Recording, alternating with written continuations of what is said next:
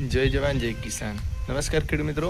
અત્યારે આપણી ગાય વિયાણ કરી રહી છે, જે ગાય ત્રીજા વેતરમાં છે અને દૂધમાં પણ સારું છે.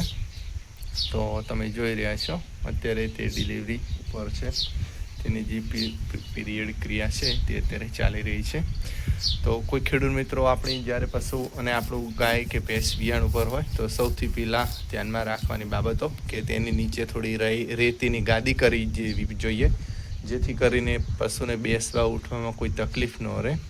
અને જ્યારે આપણને થોડો ખ્યાલ આવે, ખેડૂતને આમ તો ખ્યાલ આવી જ જતો હોય છે કે આજે આપણી ગાય વિયાવાની છે, તો સૌથી પહેલાં તો એ સમયગાળાની પહેલાં વિયાય એની પહેલાં થોડું સાગર દાણ હોય કે આપણું જે પશુ આહાર આપણી ખવડાવતા હોય તે વધારાનું 4 થી 5 કિલો જેટલું ખવારી દેવું જોઈએ, જેથી કરીને પશુને વિયાણમાં પણ તાકાત રહે અને તેને ભૂખ પણ નથી લાગતી અને તેને વિયાણ પછી થોડું દાણ ના ખાય તો પણ વાંધો ના આવે, જેથી કરીને પશુને પણ તાકાત મળી રહે.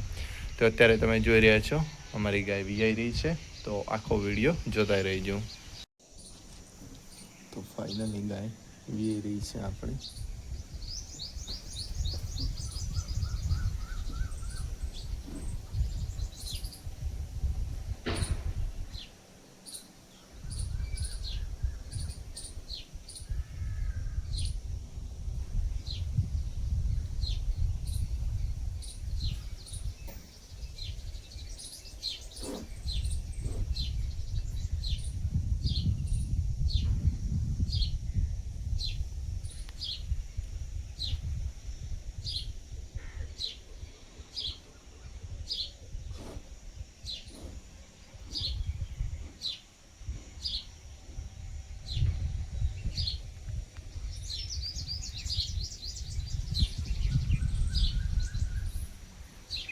બને ત્યાં સુધી ગાયને જાતે વિયાવા દઈશું.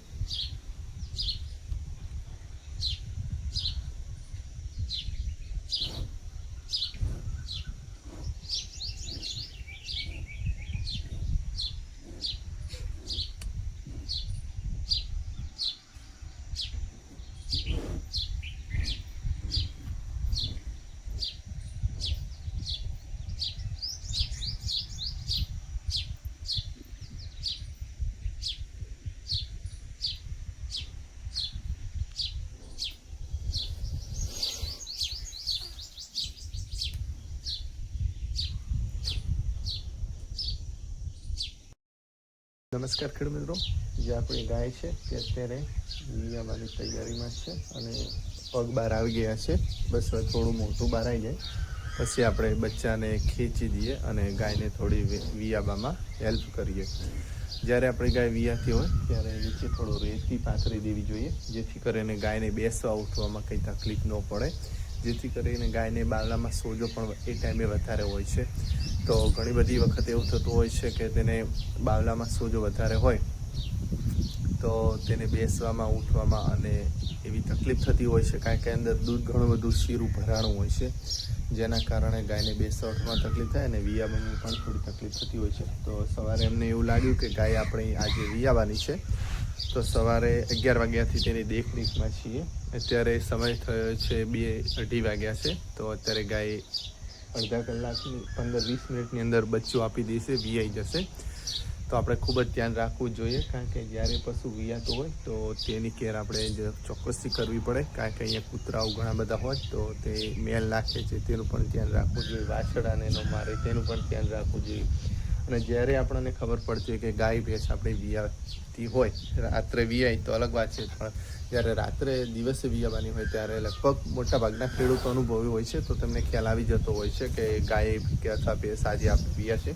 તો સૌથી પહેલાં તેને 5-6 કિલો જેટલું એક્સ્ટ્રા દાણ આપી દેવું જોઈએ, જે આપણે પશુ આહાર ખવડાવતા હોઈએ. સાગર દાણ ખવડાવતા હોય, બાનાસ દાણ ખવડાવતા હોય, તો સવારે અમે દોવા ઉઠીએ ત્યારે એમને લાગતું કે આજે સાંજ સુધીમાં આપણી ગાય વિયાઈ જશે, તો અમે 5 કિલો જેટલું સાગર દાણ એક્સ્ટ્રા ખવાડી દીધું હતું.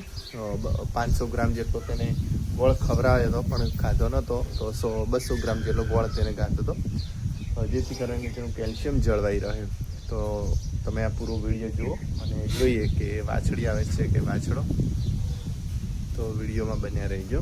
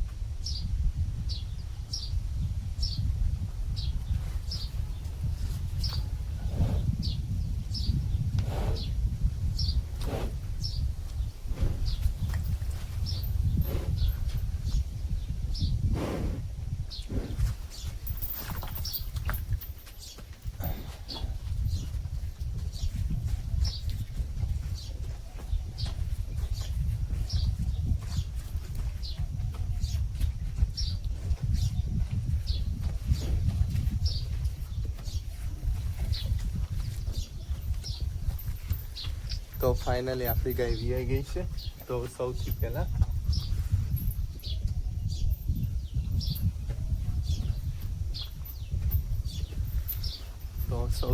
આપણે તેનું મોઢું સાફ કરીએ.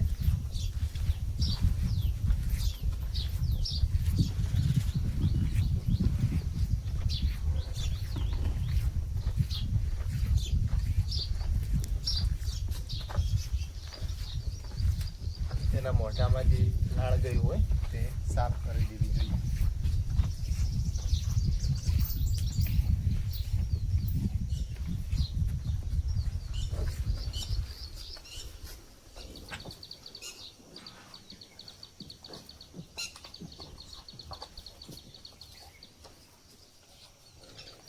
તેના કાન પણ સાફ કરી દેવા જોઈએ.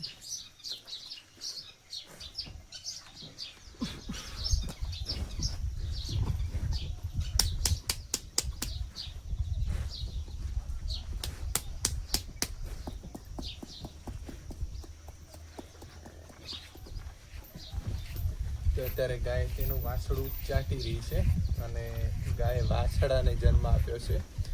ખૂબ જ હેવી વાછડો છે. તેની હાઈટ પણ તમે જોઈ શકો છો અને ખૂબ જ મજબૂત વાછડો છે.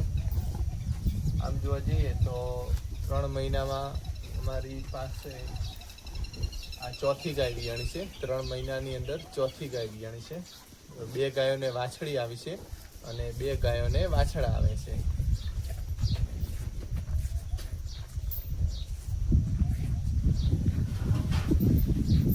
જ્યારે આપણને એવું થતું હોય કે આ ગાયની વાછડી આવે તો સારું, એ ગાયનો જ વાછડો આવે. કારણ કે ગાયની દૂધની કેપેસિટી ખૂબ જ સારી છે. 12-13 લીટર એક ટાઈમનું દૂધ આપે એવી કેપેસિટીવાળી ગાય છે. તો દરેક ખેડૂતો આશા રાખતા હોય છે કે સારી ગાય હોય તેની વાછડી આવે તો પણ તે એની માની જેમ સારું આપે.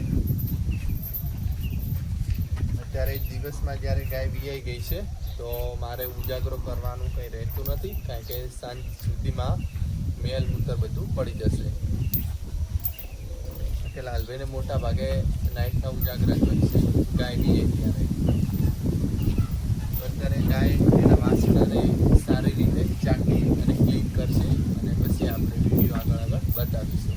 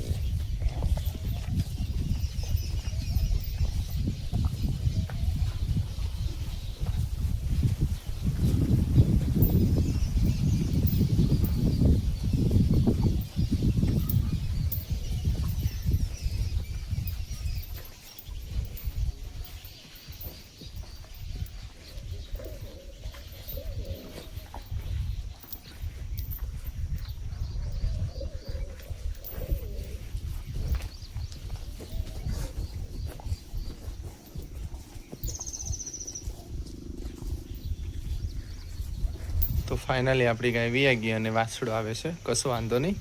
સામે જે વાડામાં બેઠી એ વાછડી છે, એક આ બેઠી એ વાછડી છે અને એક વાછડો તો એ મરી ગયો અને આ એક બીજો વાછડો આવે છે. કશો વાંધો નહીં. 2 વાછડીઓ આવી અને 2 વાછડા આવ્યા.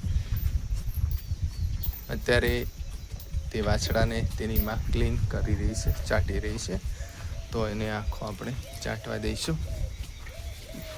જો હાઈટ બોડીમાં ખૂબ જ સારો અને હાઈટ પણ સારી છે ગાયની અને વાછડાની પણ હાઈટ સારી છે.